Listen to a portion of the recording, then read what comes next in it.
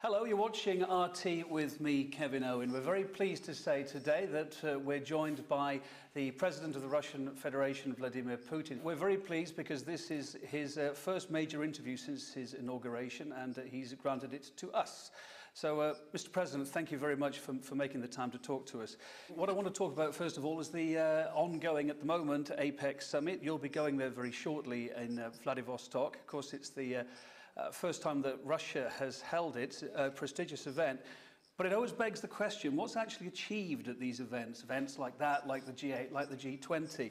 Now, although APEC is primarily an economic vessel, there's a lot of politics involved as well. And of course, a lot of the key players, including you, including America, a lot of key players disagree on some very key issues. I'm thinking about Syria, I'm thinking about missile defense, thinking about Iran. Is there a danger that the politics may stifle, get in the way of the big economic deals that the very same key players are hoping to sign at this summit, or at least talk about signing?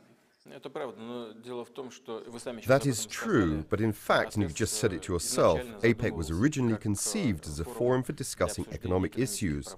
And as this year's host country, we also intend to focus on economic and socio-economic challenges. APEC was originally established with the overall objective of liberalizing the global economy, and we intend to make this the key issue on the agenda in Vladivostok. When I invited our counterparts 5 years ago to meet in the Russian Federation, my rationale was to acknowledge the importance of this area for Russia, given that 2/3 of Russia's territory is located in Asia, and yet the bulk of our foreign trade, more than 50%, is with Europe, whereas Asia only accounts for 24%. Meanwhile, Asia is developing rapidly and intensively. You and I know it, and everybody knows it. Therefore, we are planning to focus primarily on economic challenges, transport, global food security, and the task of liberalizing the global economy. It's a well-known fact that the past year has seen a dramatic increase in the number of people affected by starvation, which has grown by 200 million. This means that 1 billion people worldwide are currently suffering from food shortages or famine. I believe this is the kind of issue that will be the focus of attention, along with a number of other challenges that are highly sensitive and significant for millions of people. As far as Syria and other hotspots are concerned, issues that are currently in the limelight, we will certainly address them in our deliberations at the forum, in bilateral discussions or otherwise. They won't be overlooked. But you touched on another big subject in the headlines, the horrendous events that have been unfolding in Syria over the last 18 months. Now, Russia's position has been steadfast all the way along the line here. You've said there should be no foreign intervention, and it should be the Syrian people who do the deciding, and it should be done through diplomacy. However, that's a great idea, but day in, day out, innocent lives are being lost on both sides. Is it time for something more than talking? Should Russia be reassessing its position maybe now? How come Russia is the only one which is expected to revise its stance? Don't you think our counterparts in negotiations ought to revise theirs as well? Because if we look back at the events in the past few years, we'll see that quite a few of our counterparts' initiatives have not played out the way they were intended to. Take the examples of numerous countries riven by escalating internal conflict. The US and its allies went into Afghanistan, and now they're all thinking about how they can get out of there. If there's anything on the table, it's the issue of assisting them in withdrawing their troops and hardware from Afghanistan through our transit routes. Now, are you sure the situation there will be stable for decades to come? So far, no one can be confident about it. And look at what's going on in Arab countries. There have been notable developments in Egypt, Libya, Tunisia, Yemen, and other places. Would you say that order and prosperity have been totally ensured for these nations? And what's going on in Iraq? In Libya, there are armed clashes still raging among the country's various tribes. I won't even mention the way the country had its regime changed. This is a separate topic. What concerns us, and what I want to emphasize once again, is the current hostilities in Syria. But at the same time, we are just as concerned about the possible consequences of certain decisions, should they be taken. In our opinion, the most important task today is ending the violence. We must urge all the warring parties, including the government and the so-called rebels, the armed opposition, to sit down at the negotiating table and decide on a future that would guarantee security for all stakeholders in Syria. Only then should they get down to any practical measures regarding the country's future governance system. We realize that this country needs a change, but this doesn't mean that change should come with bloodshed. Okay, well, given the facts regarding Syria that you see on the table now, what is the next step there? What do you realistically think is going to happen next? We told our partners we would like to sit down together at the negotiating table in Geneva, and when we did, together we charted a roadmap for further action that could help bring peace to Syria and channel developments down a more constructive path. We received almost unanimous support and shared the talks' results with the Syrian government. But then the rebels actually refused to recognize those decisions, and many of the negotiating parties have also quietly backed down. I believe that the first thing to do is to stop shipping arms into the war zone, which is still going on. We should stop trying to impose unacceptable solutions on either side, because it is a dead end. That's what we should do. It's that simple. Luckily, we generally enjoy friendly relations with the Arab world, but we would like to stay away from Islamic sectarian conflict or interfere in a showdown involving the Sunnis, the Shia, the Alawis, and so on. We treat everyone with equal respect. We also get on well with Saudi Arabia and other countries. I have cultivated a warm personal relationship with the custodian of 2 Islamic shrines. The only underlying motive behind our stance is the desire to create a favorable environment for the situation to develop positively in years to come. What are your thoughts about the United Nations and the way the United Nations has reacted, particularly in Syria? There's been criticism that it's failed to deliver a unified front, if you like, and it's become more of a figurehead organization. Do you share that view? Quite the contrary, I would say. My take on the issue is the absolute opposite of what you have just said. If the United Nations and the Security Council had indeed turned into a mere rubber stamping tool for any one of the member states, it would have ceased to exist, just like the League of Nations did. But the reality is that the Security Council and the UN are meant to be a tool for compromise. Seeking to achieve it is a long and complex process, but only hard work can yield this fruit. Understood. Mr. President, another question I'd like to ask you. A number of Western and Arab nations have been covertly, to start with, supporting the FSA, the Free Syrian Army. Indeed, some of them are doing it openly now. Of course, the catch here is that the FSA is suspected of hiring in known al-Qaeda fighters amongst their ranks. So the twist in this tale is that a lot of those countries are actually sponsoring terrorism, if you like, in Syria, countries that have suffered from terrible terrorism themselves. Is that a fair assessment? You know, when someone aspires to attain an end they see as optimal, any means will do. As a rule, they will try and do that by hook or by crook, and hardly ever think of the consequences. That was the case during the war in Afghanistan, when the Soviet Union invaded in 1979. At that time, our present partners supported a rebel movement there, and basically gave rise to al-Qaeda, which later backfired on the United States itself. Today, some want to use militants from al-Qaeda or some other organizations with equally radical views to accomplish their goals in Syria. This policy is dangerous and very short-sighted. In that case, one should unlock Guantanamo, arm all of its inmates and bring them to Syria to do the fighting. They're practically the same kind of people. But what we should bear in mind is that one day these people will get back at their former captors. On the other hand, these same people should bear in mind that they will eventually end up in a new prison, very much like the one off the Cuban shore. I would like to emphasize that this policy is very short-sighted and is fraught with dire consequences. I'd like to broaden it out a little bit now, a little bit wider from Syria. You touched on it yourself, sir. Syria is in the middle of a civil war. We're seeing conflicts in Bahrain and in Saudi Arabia. Okay, things are a bit calmer in Egypt, Libya and Tunisia. You mentioned it just now. But standing back from it, overall, all the troubles we've seen in the Middle East, all the turmoil there, has it been at all for the good or for the bad? Where's it put that region now? You know, we can discuss this into the small hours and still run out of time. For me, it's clear these events have a historic logic. The leaders of these countries have obviously overlooked the need for change and missed ongoing trends at home and abroad. So they failed to produce the reforms which would have saved the day. All these events logically stem from this background. Whether this is a blessing or a curse, with many negative implications, is now too early to say. In any case, the lack of a civilized approach, the high level of violence, has so far stood in the way of any sustainable political structures which would help solve economic and social problems in societies hit by those events. This is what causes a lot of concern for the future, because the people in those countries, who have had enough of their previous regimes, clearly expect the new governments to begin with tackling their social and economic problems in a competent way.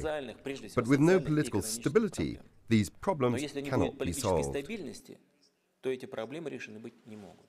Let's turn now to the United States, the upcoming election there, which we're all looking forward to very much. Of course, now the reset button with Russia was firmly pushed by Barack Obama over the last 4 years, but it's had its ups and downs, and there's still that missile defense shield that's a headache for Russia in the east of Europe. If Obama does win a second term, what's going to define the next chapter of Russia and America's relations? And is he a chap that you can do business with? I believe that over the last 4 years, Presidents Obama and Medvedev have made a lot of progress in strengthening Russia-US relations. We have signed the New START treaty, and backed by the US, Russia has become a fully fledged member of the World Trade Organization. There are more reasons to be optimistic about our bilateral relations, our strengthened cooperation in combating terrorism and organized crime, in the non-proliferation of weapons of mass destruction, and in other areas. In other words, we have accumulated quite a lot of positive experience. But the issue you mentioned, the US missile defense system, is surely one of the key issues on today's agenda, because it involves Russia's vital interests. Scholars and experts understand that a unilateral solution will not enhance global stability. In essence, the intention is to upset the strategic balance, which is a very dangerous thing to do, as any involved party will always strive to maintain its defensive capabilities, and the entire thing could simply trigger off an arms race. The thing is that in order to solve the missile defense issue, we both need to accept as an axiom that yes, we are reliable partners and allies for each other. Let's imagine for a second we have the solution. That means from now on we jointly assess missile threats and control this defense system together. This is a highly sensitive area of national defense. I am not sure that our partners are ready for this kind of cooperation. Is there anything that Russia can do to try and meet in the middle, to give a bit of ground? We did what we could. We said, let's do it together. Our partners are so far refusing to go along. But what else can we do? We can maintain dialogue. That's exactly what we will be doing. But naturally, as our American partners proceed with developing their own missile defense, we shall have to think how we can defend ourselves and preserve the strategic balance. By the way, America's European allies, who also happen to be Russia's partners, have nothing to do with it. I believe that as a European national, you should understand it. This is a purely American missile defense system, and a strategic one at that, with its European elements pushed to the periphery. You see, Europe, just like Russia, is not allowed to take part in either assessing missile threats or controlling the system. Our original proposal was to develop it as a three-party solution, but our partners have not agreed to that. Okay, so we think you can work with Barack Obama if he gets in. What about if Mitt Romney gets in? I've got some quotes here from just a month or two ago. This is the man that, if he makes it to the White House, said, Russia is without question our #1 geopolitical foe. They fight every cause for the world's worst actors. He went on to say, Russia is not a friendly character on the world stage. Could you work with him, sir? Сможем. Yes, we can. We'll work with whichever president is elected by the American people. But our effort will only be as efficient as our partners allow it to be. As for Mr. Romney's position, we understand that this is to a certain extent motivated by election campaign rhetoric. But I also think that he was obviously wrong, because such behavior in the international arena is the same as using nationalism and segregation as tools of US domestic policy. Its effect in the international arena is the same. When a politician, a person who aspires to lead a nation, especially a great country like the US, declares someone to be enemy a priori. And by the way, this brings something else to mind. When we talk about the missile defense system, our American partners keep telling us this is not directed against you. But what happens if Mr. Romney, who believes us to be America's #1 foe, is elected as President of the United States? In that case, the missile defense system will definitely be directed against Russia, as it is technologically configured exactly for this purpose. And you also have to think about its strategic character. It's built not for a year or even a decade, and the chances that a man with Romney's views could come to power are quite high. So what are we supposed to do to ensure our security? We started off our talk by talking about the forthcoming APEC summit, which you're off to very shortly. And when you're there, I gather you'll be meeting the Chinese President Hu Jintao. You won't be meeting Barack Obama because he's not there. Hillary Clinton will be, he's not there. Is that a sign of how he regards APEC? It may just be busy, but is it a sign that how he regards it? And is it also a sign that maybe China is increasingly becoming a bigger geopolitical and commercial partner for you? China is indeed becoming a global economic and political hub. This is part of a global trend, with new centers emerging on the political and economic landscape. This is an obvious fact for everyone. The question is the pace of change. China has taken up this new leading role, not only in Russia's eyes, but also in the eyes of the whole world. What makes us rather special, however, is that Russia and China are neighbors, and our special relations took thousands of years to evolve to where they are now. We have been through times of sunshine, which were very beneficial for both countries. We have also been through periods of gloom and conflict. At the moment, Russia-China relations are at an unprecedented high, and we share mutual trust both politically and economically. Over the coming years, we are bound to achieve a $100 billion turnover rate. To put this in perspective, currently Europe makes up 51% of Russia's foreign trade, which amounts to over $200 billion. That will be a serious push forward. Our American partners told us long ago that Barack Obama would not attend the summit. The reason is the election race in the US, and we think it's okay. The US will still be represented at a high level. So yes, we've known for several months now, and we fully understand the reasons. Anyway, this will be a great summit, with top officials coming from 20 countries, heads of state and heads of government. Of course, it's a pity the US president cannot come at this time, but nothing can be done about it.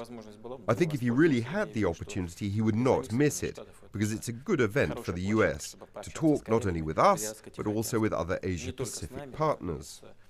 Anyway, I met Barack Obama earlier in Mexico, as I said, and had a chance to discuss our bilateral ties and exchange opinions on the major global issues.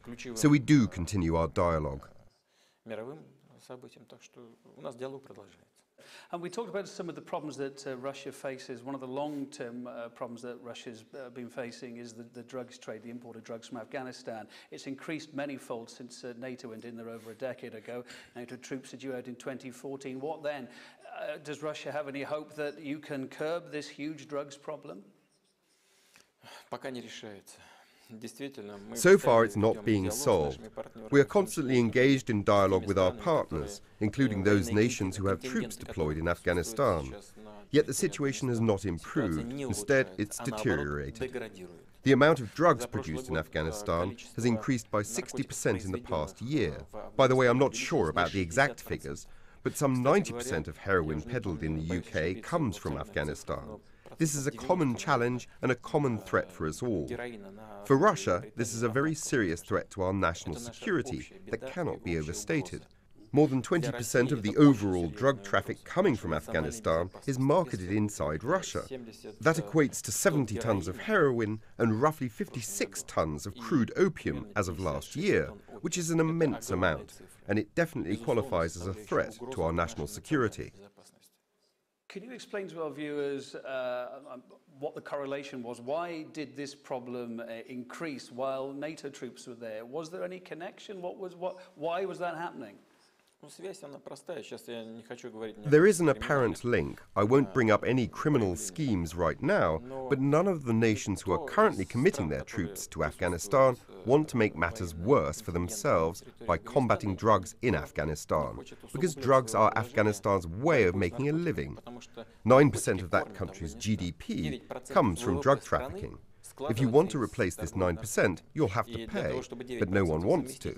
And you cannot get anywhere with mere statements about how you are planning to make up for those drug revenues with other kinds of income. Talk is not enough. What you need is substantive economic policies and financial assistance. Nobody seems willing to provide that, and no one wants to complicate matters for themselves by taking on drug trafficking. Because if you take away drug revenues from these people, you effectively compel them to starvation, and that means making even more enemies in Afghanistan. If you go after drugs, people will go after you. That's all there is to it. Drugs are closely related to terrorism and organized crime, but that is something everybody is aware of already. Everyone knows that drug revenues are partly used to finance terrorism. But even this awareness and the realization that Europe is being flooded with Afghan-produced drugs is not enough to encourage our partners to seriously tackle this issue, and this is very sad.